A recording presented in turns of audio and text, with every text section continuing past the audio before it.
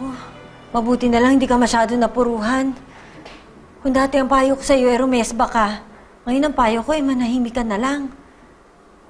Hindi ko pa lalampasin to. Gusto ko silang gantihan. Gusto ko, isa-isa ko silang sasaksakin. Janet, manahimik ka na lang.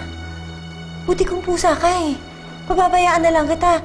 Eh sila, may 7 lives. Teka, 7 lives ba o 9? Well, anyway.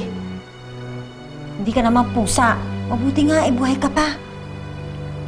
Ate, makinig ka naman kay Inay, oh. Ate, kapag pumasok ka pa sa trouble, mas lalong lalala yung kaso mo at mas lalong hindi ka makakalabas dito.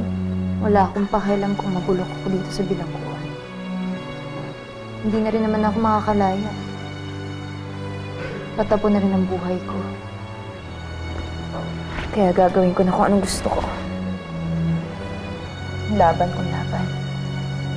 Patay kung patay.